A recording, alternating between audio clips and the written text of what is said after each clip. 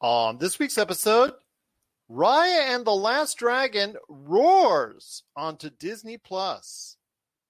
Just how good is IMDb TV?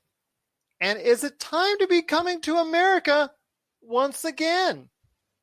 All this and more as we reach our next stop, the PCC Multiverse.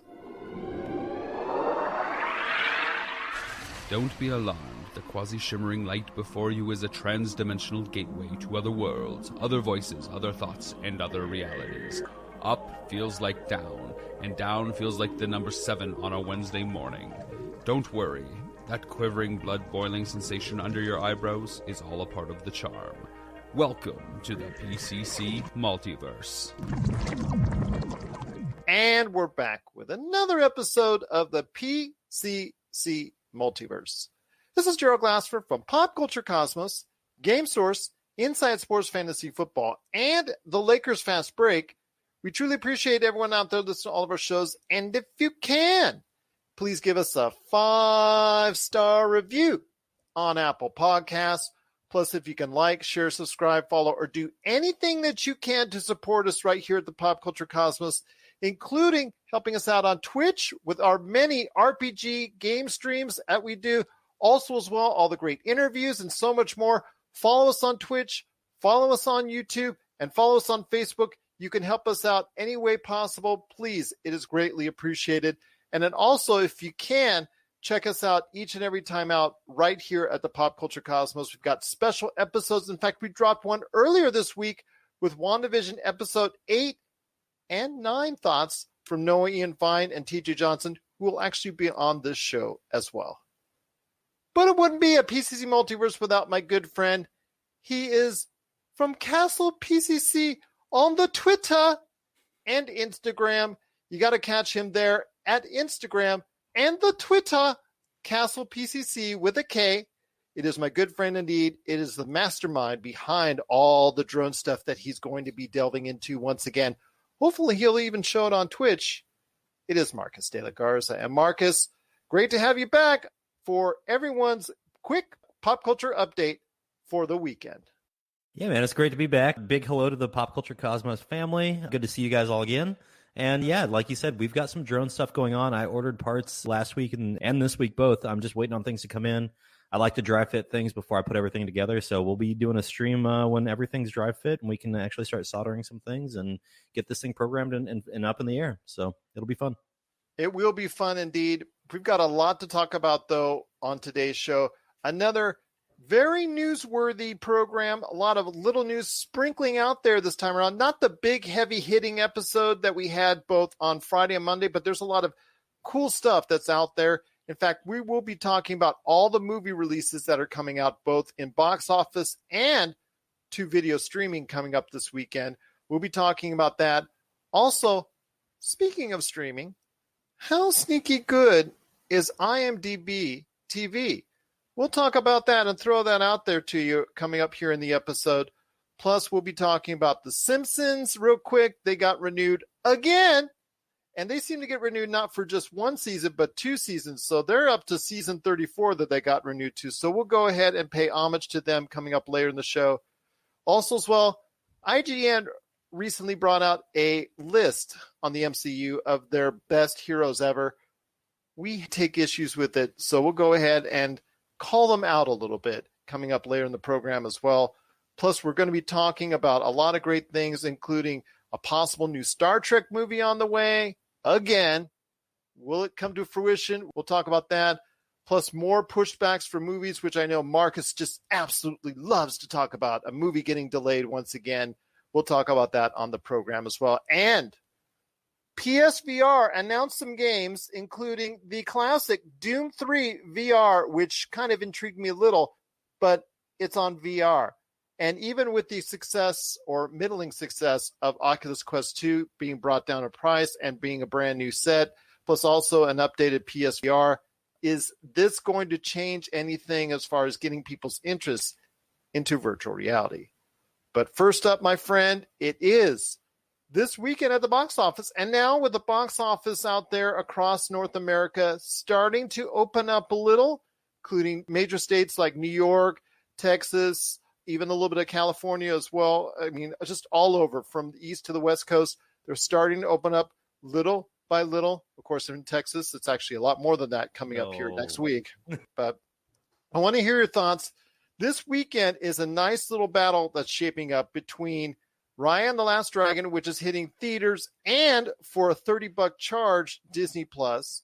You also have Coming to America 2 that is actually already on right now on Amazon Prime because it got pushed up a day.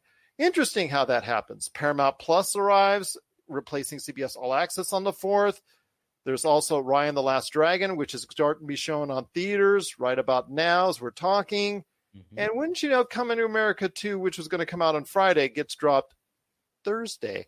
So we'll talk about that here in a sec. Plus, Chaos Walking with such a great cast. Mads Mikkelsen, Tom Holland, Daisy Ridley, just a great cast. Nick Jonas, because if I didn't say Nick Jonas on there, one of my daughters would actually just bop me upside the head with that because she's a huge Jonas fan. I want to hear your thoughts on this weekend at the movies. Some of it's a hit and some of it's a miss. Yeah, man, I think the two big ones we definitely need to cover here is Raya and the Last Dragon and Coming to America. Two big titles that were, set to be released here. Let's start with Raya and the Last Dragon, man. Really, really, really cool cast here. You've got Awkwafina, you've got Kelly Marie Tran, who played Rose in the Star Wars movies. Rise of Skywalker. Yeah, sorry, I couldn't come up with the name off the top of my head. Well, I don't want to come up with a name a lot of people were saying when they left the theaters after that movie, but go ahead, continue. It's got Benedict Wong in there. It's a heavy hitter when it comes to the cast list. We're really looking forward to it in this household. We actually might even pay the $30 charge to watch it this weekend. Really looking forward to seeing the numbers on the other side. Gerald, correct me if I'm wrong, but is Disney Plus releasing their numbers as far as initial streams on some of their movies and stuff? Well, they're like all these streaming companies. Yeah, when they want to, they choose to. When they don't, they won't. And it's usually right around investment time, quarterly earnings, things of that nature. Then they tell you like 2-3 months down the line exactly the type of interest on it. The best place to go, I'm going to tell you right now, is follow Nielsen. If you follow Nielsen, you know how obviously the masters of going ahead and determining the television ratings out there that they still do even to this day. They are now trying to get the best guess on what's going on in the streaming marketplace. And Disney is starting to make a bigger and bigger imprint as far as the overall top 10 because, it's still dominated by Netflix because of the fact that they do have 100 million subscriber lead on anyone else, including Disney Plus. But you're starting to see that imprint. WandaVision, Soul, The Mandalorian, they've all made their imprint into the top 10 of viewing and as far as interest is concerned and overall ratings. So you're going to see a lot of that this weekend. The only thing is we're going to gauge how this works again, like we did with Mulan with the $30 charge for Disney Plus. Yeah. That's a thing where obviously it worked enough to where they're doing it again. Whether or not they will continue to do it with Black Widow or in the Marvel movies or any animated movies coming down the line. Interesting that they went one way with Soul and they went one way with Mulan. For me, I think it was a much bigger success with the way they distributed for Soul because it dominated the charts in late December and all throughout January because it was part of Disney Plus. Yeah. I'm not exactly 100% behind the move by making Raya $30. I thought they should just go ahead and go forward and make it a better part of the Disney Plus experience.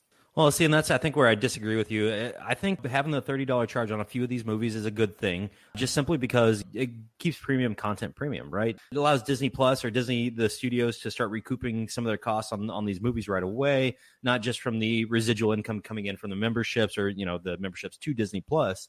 But that's the ultimate goal, is to get the subscriberships. It's not to actually get the money up front. The ultimate goal is to keep you subscribing month after month. And if you have content that's there and available to everyone without having to go ahead and put it at a pay tier or behind a paywall, I think it just makes it much more attractive. I mean, what HBO Max is doing, I think, is in the conditions that are right now is probably the best way to go. It's just a different strategy is what they're trying here is, they've got the ability to use some of their content to drive viewership and drive membership. And so if you make something exclusive, as capitalistic beings, we tend to want to, spend some money or make some money off some stuff. Yeah, I mean, there's going to be that whole sect of people out in America that are just like, you know what? It's $30. Obviously, it's great. Let's just go ahead and spend the money. So why not try and make the money off those people? I'm not saying it's right. I'm not saying it's wrong. It's just, make some money off those people and get a little bit of extra money in your pocket, Disney Plus. Not like you need it, but, put a little extra money in your pocket. Let's make some better movies. Well, it is getting pretty solid reviews. So people that are watching it or people that have gotten advanced screenings of it are very happy with the product. Let's get into the kind of middling action as far as what is thought of. And that is Coming to America 2, which has gotten mixed reviews so far. Coming to America 2 is the return from a movie that I truly enjoyed, and I actually saw in the theaters back in the day, and I thought was truly a special film, Coming to America. It does reunite Arsenio Hall and, of course, Eddie Murphy playing all the different characters and all the different roles within the confines of the film and bringing all back that nostalgia. And this is one time I think that nostalgia will work. I think for Amazon Prime, this was a win for them acquiring this movie. I thought Paramount Plus, this would have been a great way to start Paramount Plus because I think this is a Paramount movie, if I'm not mistaken. And it's so funny that they start this network, Paramount Plus, on the same day that Amazon just says, you know what, we're going to show off Paramount movie right here in Coming to America 2. Yeah, bold strategy by Amazon, just kind of raining on their parade. The mixed reviews are really what's going to be the issue here. Does it detract overall from the Paramount Plus release? Yeah, maybe. And really, that's the business tactic that I think Amazon was really trying to master here, and they did. But yeah, mixed reviews. I was very surprised to see that Minneapolis Star-Tribune had an article about it this morning that I just glanced over, and they were talking about how Eddie Murphy, just not enough of him on screen. There's a lot of everybody else, and that's fine, but not enough Eddie Murphy on screen to really deliver the appearance that we were hoping for with this movie. There's a lot of Leslie Jones in there. There's a lot of everybody else, and Eddie Murphy and Arsenio Hall even play other characters in the film like they did in the original. But it seems like the resounding review is we needed more Eddie, we needed more originality, not just everybody else in the storyline. Well, I think it's still, because of the nostalgia, it's going to get a huge bump up in the first week or two. And again, it's like Amazon is giving the proverbial finger to Paramount Plus. Yeah. Because to not have a debut of your own network transferring over from CBS All Access, and then to have a Paramount movie debut on another streaming outlet. I understand there was a payment involved and they sold off some of their assets, but this is where, again, we see, like, for instance, with The Expanse on Amazon, where NBC Universal, and in this case, Paramount, one department is thinking something as far as getting a quick sale or a quick dump off to save some cash, and just not seeing in the long run that, hey, we've got this startup streaming service, which we want to go ahead and do. And that totally misses the mark. Yeah, man, it's definitely bad planning when it comes down to the business plan for this one. I'm with you there. It's a shame to see what happened with it, because I think Paramount Plus has the ability to be an outstanding network within the next 6 months, man. I really enjoy a lot of the content. What do you do if you're Paramount Plus? What do you do if you're NBC Universal? I mean, like, you've made makes absolutely no sense. Yeah, you've made terrible decisions on like a ton of properties over the last decade at least. I can't imagine how much money they've lost just on The Expanse alone. That's for NBC Universal, by the way. Yeah, NBC Universal, sorry. It's jumping back to Paramount. It's just, this is bad decisions here. Unfortunately, they're going to pay the price for it, I think. Their subscribership will be slow out the gate here over the next month, but we'll see them eventually jump on with everybody else. And they're getting everybody from CBS All Access anyways, aren't they? Yeah, they're getting CBS All Access, plus they're adding in new shows like the Real World Reunion, blah, blah, blah, and all that stuff that they are adding in. Eventually, they're going to have the Halo series from Showtime that Viacom said that it's going to not appear on Showtime, that's being moved over to Paramount Plus. Plus, they're going to get MI7 45 days after release. And they're also doing the same things as far as bringing in some extra content and talking about new shows. But to not have Coming to America 2 as part of that opening, I think was a big miss for them. But you know what? Hey, they did it. They took the quick buck. But I want to get into the last part of the equation before we hit the break, my friend. And that is this Chaos Walking, with an all-star cast, including, again, Tom Holland, Mads Mikkelsen, Daisy Ridley, and Nick Jonas. Those are the big names in the cast, and this is getting roasted over the coals as far as the overall rating is concerned. This is a movie that's been on the shelf for a while, and for Tom Holland, this is bust number 2, because the Russo movie that he did, Cherry is the latest one that he did as well. Mm-hmm. That one is also a bust for him. So that's 2 in a row for Tom Holland. Not a great sign, but then again, he's always got the Spider-Man movies he can lean on. His arc is going in the same direction that Chris Hemsworth was for much of the time, that Chris Hemsworth, outside of Snow White and the Huntsman, really had a hard time creating a hit outside of the Marvel Cinematic Universe. And it seems like Tom Holland is starting in that same direction as well. Yeah, it's unfortunate to see that because I think he is outstanding as an actor. But at what point do you start looking at things and you say, you're the common thread here? That being said, I had a chance to just briefly watch the trailer, but my wife really jumped into it. The comments I got from her were fantastic casting. The effects look beautiful. And this is a totally original storyline. She's really excited to watch it. That means we're going to be definitely jumping into it this weekend. I'll have a full review for you next week if we really want to jump into this one and talk about whether how good it is or how terrible it actually was, and whether or not Tom Holland actually had that strikeout again. I'm surprised we're actually verbalizing this, because if we're in the world of Chaos Walking, we would just know each other's thoughts, because the men on this planet know each other's thoughts. We have this like special effects type deal coming out of their head, just emanating from there. If you saw that, I kind of found that irritating to me, a little irritating, like low budget kind of. But okay, that was just me. But then again, this movie's been on the shelf for a reason. Those are the kind of movies I fear, because rarely are they a success when they sit on the shelf that long. And it wasn't just because of COVID. This has actually been on the shelf before then. Well, and you kind of start asking yourself, do they really not put as much into it from a resources perspective, right? Yeah, you might be right. Maybe we are too excited here in the De La Garza household about this movie. No, maybe maybe we shouldn't be as jacked up as we are about it for this for the weekend viewing. You know what? You love Ted Lasso, and the rest of the world loves Ted Lasso. I couldn't really hang with it, but I'm the one that's wrong on that end. So I'm hoping I'm wrong again, and I'm hoping that both of you have a great time watching Chaos Walking. I really do. And I'm hoping I'm wrong. When I see these trends and as far as in the movie industry, and you see the history and how it goes, it's kind of hard to say, you know what? Oh my gosh, it's going to be just great and dandy. But again, I'm hoping I'm wrong when it comes to Chaos Walking. But what are your thoughts out there on Chaos Walking, Coming to America 2, and Raya and the Last Dragon? Coming to theaters in the case of Chaos Walking and Raya and the Last Dragon, and of course Coming to America 2, and also Raya and the Last Dragon coming to streaming outlets as well. Share us your thoughts, popculturecosmos@yahoo.com, if you checked it out this weekend, and which, if any, that you liked the best. You're listening to the Pop Culture Cosmos. Don't touch that dial. Wait, do people still use dials?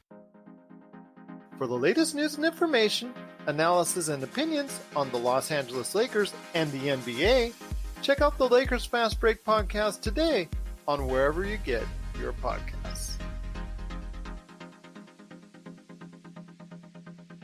Before we hit the break, I wanted to go ahead and mention we've got coming up after the half hour, Noah Ian Fein from HunnicWeen talking about Tom and Jerry a little bit, just for a few minutes, and then TJ Johnson also for a few minutes talking about the underappreciated and animated movie you got to check out right now on HBO Max, Justice League Dark, Apokolips War. But right now, my friend, I wanted to ask you this. When it comes to PSVR, PlayStation Virtual Reality, they announced some games that, well, I guess I was kind of like a state of play, like the week after. Like they had the PlayStation State of Play last week, and I don't know why they just didn't include it with it, but they kind of made this a separate deal, and it kind of just like slowly trickulated out, almost like via press release. It was kind of underwhelming, which is pretty much going into what I'm going to say here in a minute. But they announced some games. The Doom 3 VR updated version is great, but then again, that's a game from the 1990s, so I'm not sure exactly if a lot of people will be interested in playing it, but I hear a lot of cool things on it. I'm seeing some footage. Hopefully will alleviate a lot of people's stress, but there were some other games that are also coming out for the PlayStation VR. But again, this comes down to very little support from major developers. We saw Hitman 3, which is a top-rated game this year, come out with a VR version that is not so great when you look at it, and I've seen a lot of footage of that.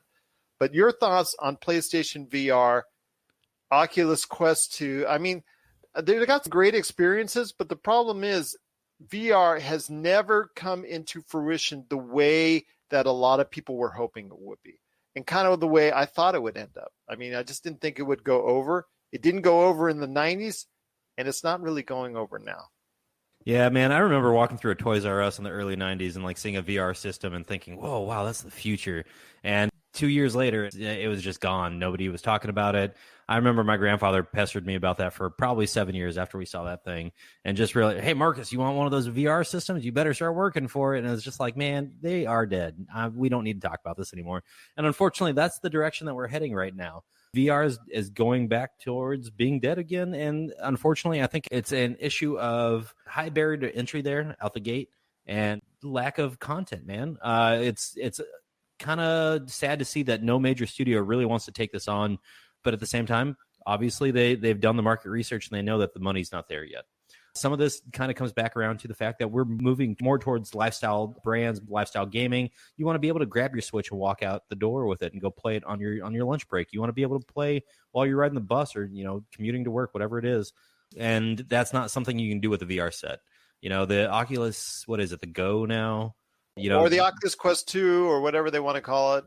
Yeah, I mean, obviously you can, some of those are wireless. You can do whatever you want with them, but there's just no taking those really outside of your home environment to me. And it's not because of a price point, man, because these are now, what, $299, $399, sometimes even under $200 during the holiday season they were trying to sell it off as. Yeah, and I get that, but it was initially an issue of high barrier to entry, where the VR systems were a lot more expensive than this. Oh, yeah. And I think that created a black hole of, you didn't have enough customers. You didn't have enough customers means you don't have enough game developers that are interested in the platform, which means you don't have enough customers. And it's just a vicious cycle. It goes back and forth and back and forth.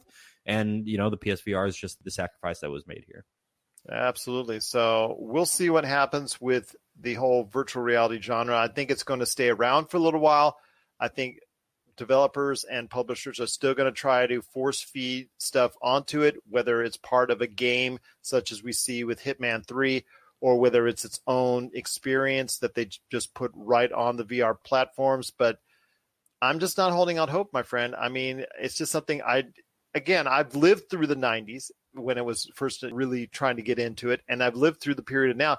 I just don't see the allure enough to say, you know what, I want to go ahead and put all the apparatus on, to get all the controllers ready and to try and experience it, because I don't feel I will be as immersed. In fact, the times I've tried it, I have not felt immersed enough to say, you know what, this is where I want to go to in my next gaming direction.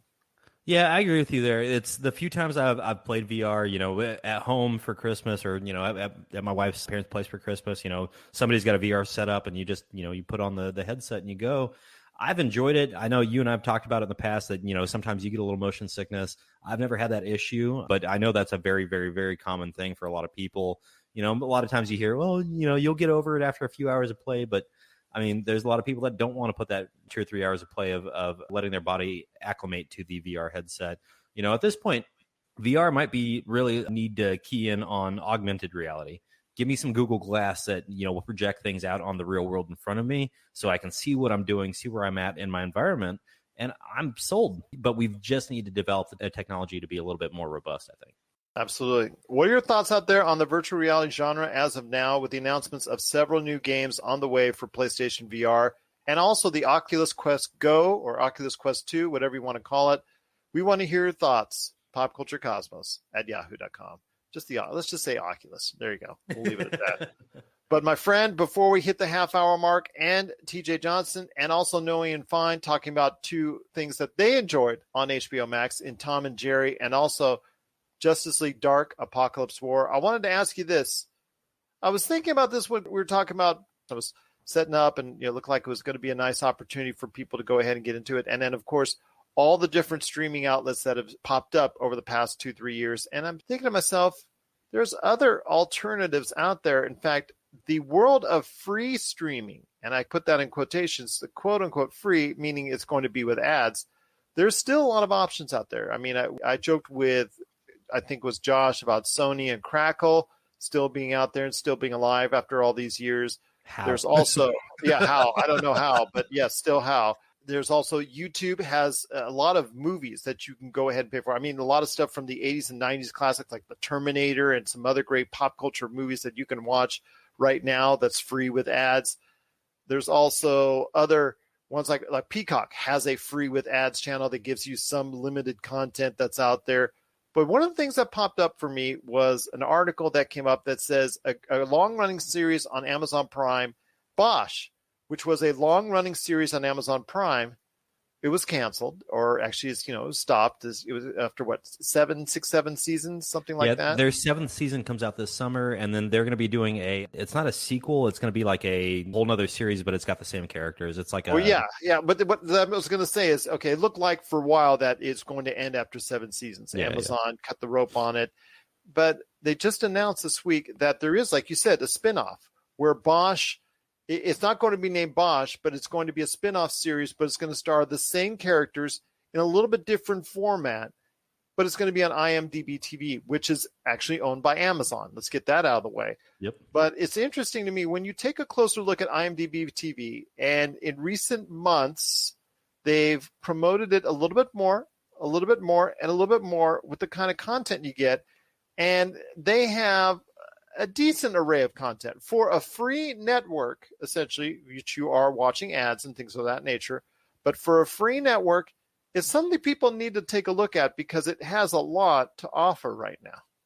It really does, man. I honestly hadn't been paying much attention to IMDb TV until you sent me the topics last night, and I had to hop on real quick and start looking through their catalog. They've got some really good stuff, dude. Just right out the gate, if you open up IMDb TV today, on their main page is Meet Joe Black. You've got Mad Men. You've got the most recent 24 series, which wasn't very good, but we'll leave that comment back. They have a mix of older stuff and recent stuff from the last decade, modern stuff that some of these other free channels don't offer. Like, for instance, the YouTube channel, it's all classic stuff from the, the early 2000s, 90s, and 80s. Here, it's kind of a broad mix of stuff, plus original shows that they're either have done, are doing, or going to be doing, like we talked about with Bosch. I think that's the really big kicker here is they're starting to ramp up their production of their in-house stuff. It sounds like it's going to be good content, right? And it doesn't hurt that they've got Jeff Bezos on their board now.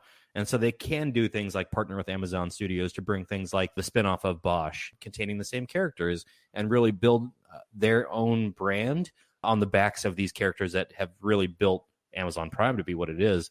On top of all the other content that's on IMDb TV right now is Mad Men. And I know that can be kind of a divisive TV show. There's people that really love it. There's people that really hate it. But it's a very, very, very highly watched TV show. And it's for free right now. All 7 seasons on IMDb TV. They've had one of my all-time favorites, Blade Runner 2049. That was on there. And I tell you what, that's been a great success for them because ever since it left the theaters, it's been a great success in selling DVDs and also in streaming markets. It's been a very watched movie ever since. I will say that this leads me to another question, and probably this is the one we'll go ahead and close out the half hour on, and that is this. IMDb is owned by Amazon, and they're getting all this content. Why not just go ahead and combine it with Amazon Prime?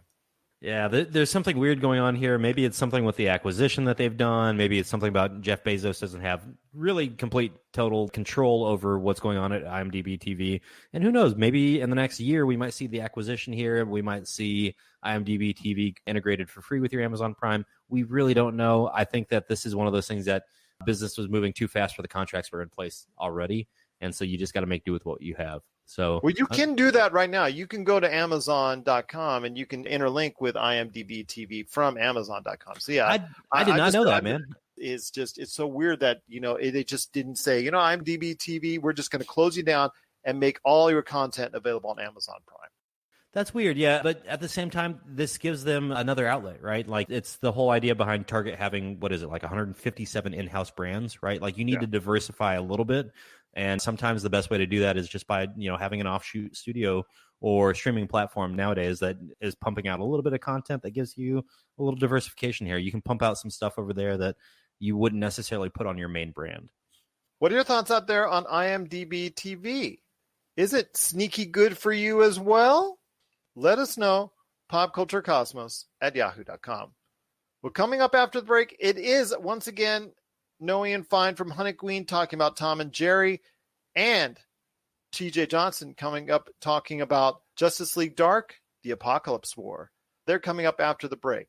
This is the PCC Multiverse. Video Game Box Art, the stories behind the covers, in which we talk to the illustrators and artists who are responsible for gaming's most iconic images. Don't forget to check out Video Game Box Art, the stories behind the covers, celebrating gaming's most iconic images from the people who created them. This and many more from Rob McCallum Films. Once again, it's Noah Ian Fein from HunnicWeen and the Hunnic Outcasts. Join his awesome groups today at the HunnicWeen and the Hunnic Outcasts. If you could just have 2 words for Tom and Jerry, and I don't mean to pick on Tom and Jerry, but it's gotten roasted over the coals on its reviews. And it did win the weekend box office at just shy of 14 million here domestically. But if you could find 2 words that best describes Tom and Jerry, what would that be? Happy accident. Seriously, really quick. I looked at the trailer. Chloe Grace Moretz is either under contract and she has no choice, or they had this script and they said, well, if we bring in Tom and Jerry, it'll all be okay. Like with the Blair Witch sequel and a couple other movies. If you give me 24 hours, I would rename. But she's talented. I like the actor who played the bellhop. We have Elise from the Marvel Cinematic Universe. And Michael Pena. Yeah. So it's not a bad thing. The only problem is that, look, when Tom and Jerry were on, they did their classic shtick, which is not a bad thing. They weren't on much, and I like the fact that they looked like Tom and Jerry. I can't complain about that. Spike looked like Spike. Butch looked like Butch. If you remember, that cat gang that would hang around with Tom. So I can't complain about that. The only problem is that it couldn't be 100% animated because that costs money. Or in the 1993 Tom and Jerry movie, we've got to have money. So the pros are, it was classic Tom and Jerry when they were on. I just kind of wish that Chloe Grace Moretz's story and everything else would have gotten out of their way. But still, it's a charming movie. It ain't Roger Rabbit, and I don't think we'll ever have another Roger Rabbit anyway. Sonic was not Roger Rabbit.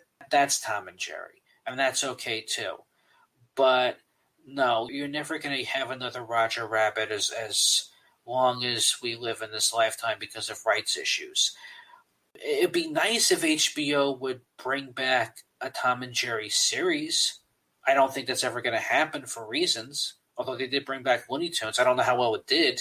I didn't watch it. Well, that's not out of the realm of possibility. I mean, like I said, it is the #1 box office hit. And actually, in the pandemic, during the course of the past, year, give or take, you probably have to rate this as the second largest opening behind The Croods during the pandemic. So I'd say that there is interest in it. And depending on the subscriptions or the amount of interest that is gained on HBO Max, you could see a Tom and Jerry cartoon series once again. Yeah, I would prefer to see them in 7-minute shorts because, again, I'm not taking anything away from these actors, but I really didn't care that Chloe Grace Moretz couldn't find work or she was, pretending something she wasn't, and this rich couple that were really nice, but he goes overboard to try to impress her. She did her best to try to pretend that Tom and Jerry wasn't there, but budget-wise, again, I keep going back to Roger Rabbit because Roger Rabbit, they'd have the voice actors dress up and be in character. They'd have the models.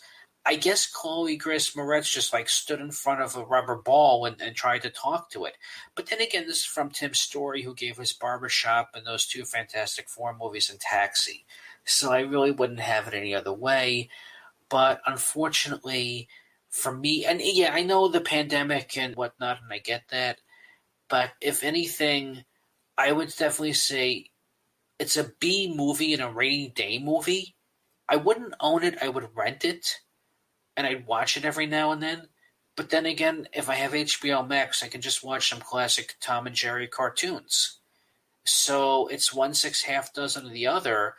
But I'm hoping that Warner Brothers plays it smart and realizes instead of doing a sequel that I don't think is going to match this anyway, just put money into bringing back some shorts every now and again, the same way you're doing with Animaniacs. And you could do 12 episodes, a couple of 7-minute shorts for a year or two. It'll be that. Because, again, I know we're going to have Space Jam whatever coming up, and out of all these animated characters talking to humans in the 21st century, the only one that really works for me and worth owning and rewatchability is Sonic. And that was out of dumb luck. Everything else in the past, I go with Roger Rabbit, and Tom and Jerry stay where they are in the classic cartoon series and maybe bring them back into some brand new adventures and just leave it at that. There's the thoughts of Noah Ian Fein from HunnicWeen on Tom and Jerry. If you have thoughts on Tom and Jerry, the movie that just came out and debuted at #1 at the U.S. box office, please share your thoughts. popculturecosmos@yahoo.com. Well, my friend, it's been great talking to you once again. I'm hoping to get my spirits lifted with a much better closure and an episode 9 than what we've seen from episode 7 and 8 from WandaVision. But I'm looking forward still to a great season ending and possibly a great series ending for WandaVision coming up here on Friday. Once again, Noah Ian Fein, thank you so much again for being part of the Pop Culture Cosmos. You're listening to the Pop Culture Cosmos. All right, and we're back with the program. It's Gerald Glassford coming right back at you here at the Pop Culture Cosmos. Thank you so much for joining us. And I thought we'd throw out something different today because I had some enthusiastic responses from the gentleman just now talking about this. And he's here talking about Justice League Dark, Apokolips War, which was one of the most recent DC animated movies to come out. And it's now available on HBO Max. It is my good friend indeed. It is TJ Johnson. And TJ, you were just all over this. You were excited. You said, how come nobody told me about Justice League Dark Apokolips War? I am. I'm a little upset about that. I remember seeing the advertisement for it, or like an ad on like Facebook or something. I don't know. And I remember thinking, I'm not going to pay money to see that right now. Like I just didn't want to pay the money to go see it. And I'm really upset with myself for not paying. I almost feel like I owe them $20 just to say I watched this film. They're good. They're good. You keep the $20. Okay, keep the good, $20. cool. Okay. But it was really everything that I could have wanted, and I just don't understand why DC doesn't take the animated films and just make those live action. Why reinvent the wheel? Brother, we like the wheel as it is. It's already circular. Well, it was very good. And I want to give people a brief rundown, and hopefully they will get a chance to check it out because there will be a little bit of spoilers during the course of our conversation. But just the gist of it, it's a what-if scenario. And what if Darkseid had taken over the Earth and he basically captured, killed, or ruined the lives of many of the greatest superheroes in the DC universe? And he also tortured, killed many of the superheroes we know and appreciate, including Superman, Wonder Woman, Hawkman, Cyborg, Batman, and so many others, leaving just a bare minimum of DC superheroes and anti-heroes and villains to have to come together to go ahead and save the world, so to speak. So I want to hear your thoughts extensively on this. What stuck out to me most was that this came on basically the heels of Avengers Endgame, which you can take strong similarities to. It is good in its own right, and that's not a bad formula to follow and emulate. But the Darkseid Thanos comparisons, they're always going to be there. Absolutely. They're always going to stay there. And, you can go ahead on it. If you're a DC fanboy, you can say Darkseid's better. If you're a Marvel fanboy, you can say that Thanos is better. It's really hard for them to go ahead and duplicate it, that type of formula. It is a very good film in its own right if you take it on its own logistics. What surprised me most, I had seen, and I actually kind of want to change our conversation earlier that we had yesterday, in that I actually did see some scenes when it just clicked into place on YouTube and my algorithm. I actually saw a couple scenes, like there was one in a throne room that I had seen before, and it caught my memory now when I was watching it. I'm like, oh, I remember seeing for about 2 minutes here, 2 minutes there. But it didn't give me the whole picture, and it didn't give me the whole answer on how everything was laid out, on who was actually the most responsible for being the hero on it. And it just came as a surprise to me as I watched the entire film. And for me, that was the best part, was that the guy that's most responsible and the biggest hero of this all is not a Superman, is not a Batman. That's right. Is not a Green Lantern. is not a Wonder Woman. It's a guy in a trench coat. So I want to hear your thoughts about Apokolips War and the fact that Constantine got so much love. For anybody that's not familiar with it, Justice League Dark Apokolips War is a direct continuation of Justice League Dark. In that film, Batman recruits John Constantine, Zatanna, and some others to take care of some things that are going on in a not so physical dimension, if you will. So that's a direct continuation of Justice League Dark. At the end of that one, spoiler warning, I guess, if you haven't seen it, but at the end of Justice League Dark, they asked John Constantine and Zatanna to become members of the Justice League. So then Justice League Dark Apokolips Wars picks up, and they're members of the Justice League, and of course they're lovers, boyfriend, girlfriend. I don't know what they are. I don't know what the label is. I don't know what the status is yet. John and Zatanna.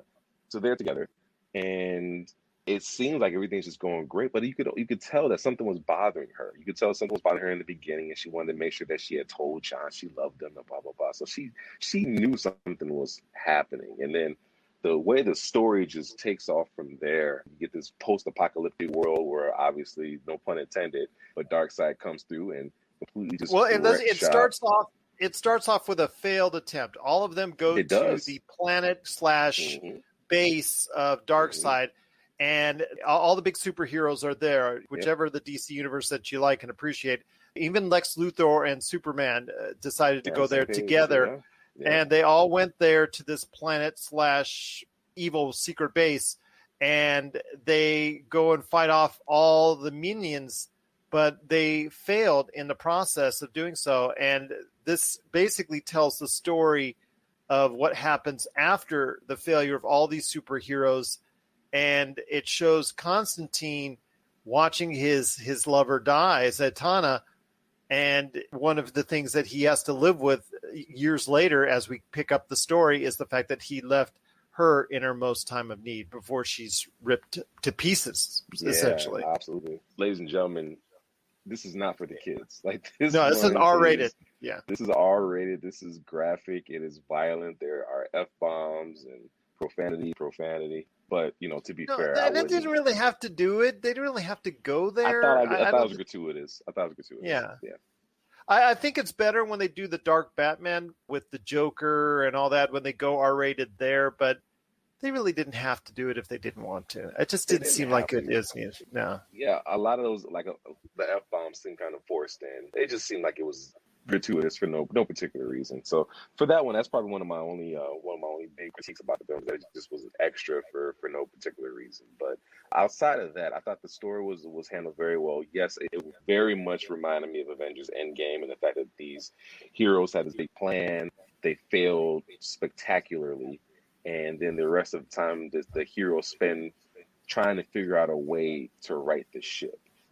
Again, for me, it was just a great experience seeing the fact that someone other than the usual triumvirate of Batman, Wonder Woman, or Superman always saving the day.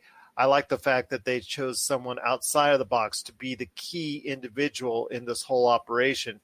But last but not least, one thing that kind of ended on a sour note for me was once they freed Flash, who was mind controlled into powering and keeping one of these wheels of operation going based on his speed alone. Power generator. Yeah. Basically, at the end of the movie, they say, you know what you got to do, Flash? You know what you got to do? You got to go ahead and run real fast and change the present and go back in the past and have us all go back in time once again. It's just he's like, oh, I don't want to do that again. Flashpoint again. Yeah. It's just like, promised her I wouldn't do it.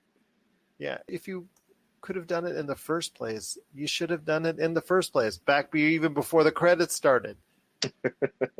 Before they even got on the spaceships and flew to the thing. If you knew he had that power to back, it kind of ended for me on a sour note on that point. It was just like, you should have done that in the first 30 seconds. Then again, there wouldn't have been a movie that took place. Well, two things. Yes, there wouldn't have been a movie, but then also remember, the first thing he said was, God, I promised I would never do that again. I promised her I would never go back and rewrite. Because if you go back and watch the Flashpoint Paradox, it was a fantastic film, but you've seen the damage that was done, how he had to go back and redo things again.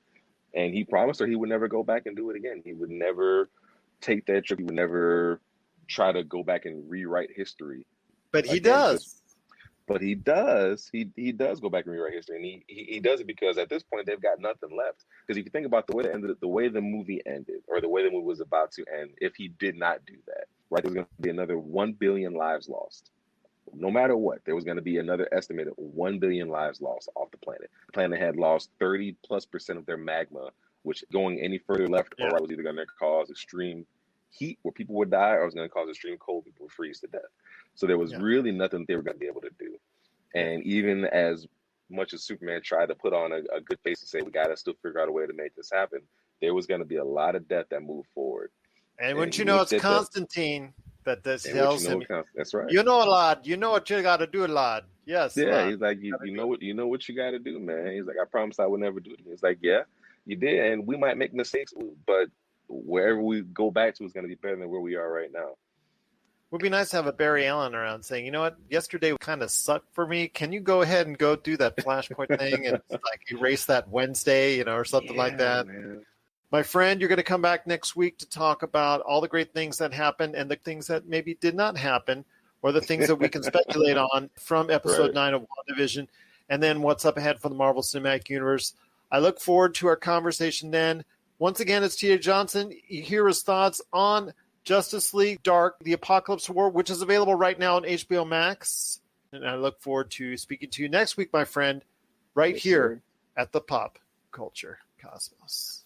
If you need your video game fix, be sure to check out Retro City Games. Located in Town Square on Las Vegas Boulevard or in Henderson, Nevada, Retro City Games has the cure for all your video game vices. Retro games and games for current consoles, Nintendo, Sega, PlayStation, Xbox, and more. Retro City Games has all the staples from any library and some highly collectible offerings too. So pick up a few games today at Retro City Games in Town Square on Las Vegas Boulevard or in Henderson, Nevada. Retro City Games is your video game metropolis.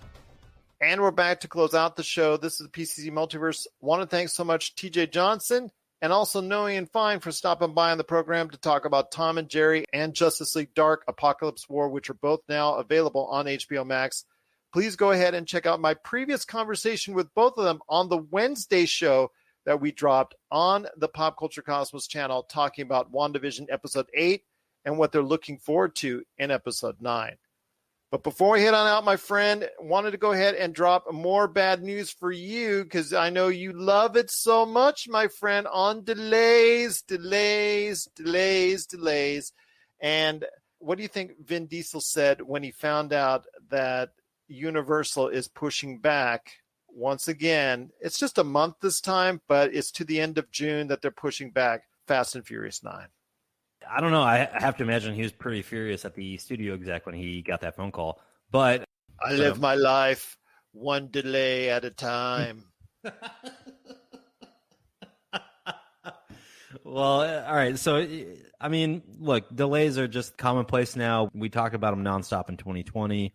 Luckily, we haven't faced too many in 2021. I hope we don't continue to face them. But, you know, it's fine. Whatever. A month delay on a Fast and Furious movie, not the end of the world. Right? Like, it's not content that's going to totally shape my future. But at the end of the day, I want to be entertained. So give me those explosions next month, please. There you go. Actually, it was originally scheduled to be out on Memorial Day weekend. It's coming out on June 25th. As of now, June 25th. As of now. Okay. Yeah. But the one that really got hit was Minions, The Rise of Gru. That one is the really one that got hit hard. That was moved back almost exactly to the day, a year, from July 2nd of this year to July 1st of next year. And I think that it's been a movie that I think was originally supposed to be on in 2020. So to give people an idea that it will probably be a movie that's been sitting on the shelf for quite a bit. Well, is it sitting on the shelf, or were they still trying to finish things when pandemic first started and they just, possibly. They didn't? Yeah. And so if that's the case, that's fine. But if it's been sitting on the shelf for a while, how dated are some of the jokes? I feel like all the Minions movies have been pretty on point when it comes to they make a ton of money. Yeah, and they've been on point when it comes to the pop culture references. That's what I worry about. So we'll see what happens here, man. I think it's sad to see that we're continuing with the delays, but it's a side effect of the world we're living in right now. So unfortunately, that's what it is. But we just got to move forward, Gerald. It's going to happen. These movies will come out. It just sucks that we got to wait. Absolutely, my friend. But what are your thoughts out there on the delays for Fast and Furious 9? you won't see Vin Diesel revving it up for another month on that. So it's been delayed to late June. Plus also as well, a whole year you have to wait for Minions, The Rise of Gru. Share us your thoughts, popculturecosmos@yahoo.com. Well, there's still a little bit more to talk about before we head on out, my friend. A new Star Trek movie. Okay, stop me if you ever heard this before, but a new Star Trek movie is in the works again. Yes. So we've heard several different versions now of Star Trek movies in the works. One from Quentin Tarantino, which is supposed to be an R-rated. Then we've heard some other ones where Chris Pine was going to see Chris Hemsworth, who was his dad, go back in time, a time drifting type deal. And then you have this one now, which is going to be written by Fear the Walking Dead co-executive producer Kalinda Vasquez, who in this article is commissioned by Paramount again, to writing an original Star Trek movie for Paramount Pictures, along with, of course, J.J. Abrams' Bad Robot producing. And it's so funny because Bad Robot is now all over the place. I mean, we talked about him on the Monday show with the new Superman story that's in the works, and now we talk about possibly producing a new Star Trek movie. Of course, we know his past with the Star Trek movies. So I want to hear your thoughts. Do you actually believe that this will be the actual Star Trek film that hits the theaters? This is looking more promising than not at this point. You know, the fact that J.J. Abrams' name is attached to this one makes me feel a little bit more confident. Grabbing did you say it was the writer from the Fear the Walking Dead? She is a co-executive producer, I think, from what I'm understanding. So but she is writing this. Yeah, and you know, to me that speaks volumes just because she knows how to create a compelling storyline with Fear the Walking Dead, even if it didn't have as much success as we were hoping as The Walking Dead. But the first season I thought was still compelling. I really enjoyed that first season. I got to talk with my good friend Daphne Matthew, who is so much of a Walking Dead fan. She's the specialist on that. She'll tell you enough about the Fear of the Walking Dead and The Walking Dead on that, because amongst these super fans, there is a segmented population about how much they like The Walking Dead and how much they don't like Fear the Walking Dead. And I get that, dude. And it's just, you can't please everybody. And so what it comes down to for me is the first season of Fear the Walking Dead was, to a casual fan, you know, the people like me, it was very entertaining. You had some jumps here and there and really kept you interested. At least it kept me interested in the season. So looking forward to this Star Trek film. If it actually does occur, we know that it's going to have all the effects, all the great storylines, and J.J. Abrams really is tied into this, or even just Bad Robot. Generally, you know that they're going to put out some great content here. Well, we'll wait and see if a Star Trek movie does come to fruition, and if it's this version that's now being produced by Bad Robot and also being written by the co-executive producer of Fear the Walking Dead, if that's the actual one that comes on the screen. Before we head on out, my friend, two last things to talk about. Simpsons getting renewed for seasons 33 and 34. Will this show ever stop? Why should it, man? I mean, like, you know, you said they don't ever get renewed for just one season at a time. It's always two. This one will take us through 757 episodes. That'll be 34 seasons worth of content. Is that all? Yeah. I'm just going to say it right now. The Simpsons are going to call their own cancellation, and they're going to do it probably 2 seasons before they actually get canceled. That way we can say when they do get canceled, Simpsons did it. And you know who's reaping the rewards? Disney Plus, because that's all residual stuff that you can get right there. Yeah. Before we head on out, my friend, there's a list that came to our attention on IGN, who we give praise for at times for doing a lot of great work, but sometimes they do things that make me scratch my head. And one of them is they created a list for the top 25 MCU heroes of the Marvel Cinematic Universe. So here's the list. 25, Wanda Maximoff, a.k.a. Scarlet Witch. 24 is Brunhilde, a.k.a. Valkyrie. 23 is Shuri. 22 is Clint Barton, Hawkeye. No love for Hawkeye there. 21, Karen Page. You're asking yourself, who is that? She is from the Netflix Daredevil series. I mean, a lot of people are asking themselves, who is that? Literally. 20 is Rocket. 19 is Bucky Barnes, Winter Soldier. No love for Bucky Barnes. 18 is Sam Wilson, Falcon. So hopefully this TV series will bring both those guys up because I think they deserve it. 17 is Nebula. 16 is War Machine, James Rhodes. 15 is Jessica Jones, above all those other characters. Number 14 is Gamora. Number 13 is Phil Coulson, Agent Coulson from S.H.I.E.L.D. Number 12 is Nick Fury, his boss. Number 11 is Star-Lord. Number 10 is Matt Murdock, Daredevil himself. Number 9 is Peggy Carter, which was a big surprise to a lot of people. I love Peggy Carter. I think that was an awesome show, Agent Carter, for season 1. I think that's a little high on my list right there. But Scott Lang, a.k.a. Ant-Man, that's in number 8. Bruce Banner, the Hulk, is number 7. Then we have King T'Challa, Black Panther. It may even be higher if you want. That sounds fine to me. Number 5 is Black Widow, Natasha Romanoff. I think she should be higher. Number 4 is Peter Parker, Spider-Man. Of course, everybody loves Spider-Man.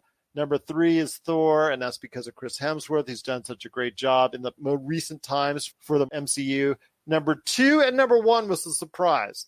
Now, they put Tony Stark, Iron Man, at number 2, and number 1 was Captain America. I like that, personally, but again, we all know this MCU wouldn't beat the MCU without Tony Stark. So I want to ask you this before we head on out. Got just a couple minutes left. Your thoughts on this list and any major changes you would make. Yeah, this was a terrible list. And I can just tell you right now, my top 5 would be Iron Man, King T'Challa, Captain America, Spider-Man, Thor, and then the outlier 5th, Star-Lord, Peter Quill. Well, I think you had 6 right there for you. Did I? 1, 2, 3, 4, 5, 6. Oh, I did. Oh, yeah. We'll take 5 with the alternate being Peter Quill. You know, like if something happened to Thor or Spider-Man or something, fine. Black Widow's higher on my list. I mean, there's so many things I could do. You know, if I was the editor at IGN who saw this, it's a digital, I understand that, but I would digitally just roll this up into a ball and throw this into the trash because some of this love that they have for the Defender series on Netflix, I'm sorry, there's a reason why it's no longer on Netflix for a reason. I get people's love for Daredevil and the fact Matt Murdock is coming back to Spider-Man 3 and all that. That's great. But he would still be on the lower part of anyone's top 25, rightfully so, because he's not spent that much time in the MCU other than just randomly mentioning the stuff in New York because they couldn't because of legal reasons. So, I mean, just the love for these Netflix series. I mean, it's obvious you can tell by his list that happened. But again, a lot of these people that were indicated on this list on the lower end were wronged. In no way, shape, or form. Yeah, even Wanda Maximoff should have been moved higher up the list. I know she has her own thing of like not being a hero for a long time. Vision! Where is Vision? Where is Vision? Actually, good point. But seriously, though, Gerald, really, really, really, really, really bad list here out of IGN, and they should feel ashamed of it. Yes, they should, my friend, indeed. But what are your thoughts when you check it out? If you go to IGN.com, and we'll actually pop link somewhere on the description in this podcast, it'll be the top Marvel MCU heroes from IGN.com. What are your thoughts on this list? Do you dislike it as much as we do, or is it something you approve of? We'd love to hear your thoughts. popculturecosmos@yahoo.com. Well, my friend, it's been a great episode. I cannot thank you enough for being a part of it. I know WandaVision, episode 9, the finale is upon us as we're talking right here, as you're listening to us. So any last thoughts on the way out? Just that IGN really did Wanda dirty here and needs to just go ahead and drill the hard drives of the people that wrote the article for the top 25 best Marvel heroes and just say that, hey, WandaVision, you're number 1 in our hearts, and let's do this. Let's really enjoy this last episode. I'm looking forward to hearing your discussion on Monday. I'm guessing Elowin's coming back to give her final take. I'll see if I can have Elowin, Noah, TJ. Well, you're welcome too, my friend, if you want. I mean, every now and then I do make my appearances on Mondays, so it might be. You're going to hear from Josh. We're all going to be talking about WandaVision episode 9. You know, I'm supposed to be at the beach this weekend, but maybe I could do a little pop-in appearance here and there. So sounds good. We'll even tape it separately. We'll go ahead and do that for you right here at the Pop Culture Cosmos. So look for that. It's our spoilerific episode talking about WandaVision episode 9, and that comes this Monday right here at the Pop Culture Cosmos. So for Marcus de la Garza, this is Gerald Glassford. It's another beautiful day in paradise right here in the PCC Multiverse. We thank you for listening. And here's hoping you have yourself a great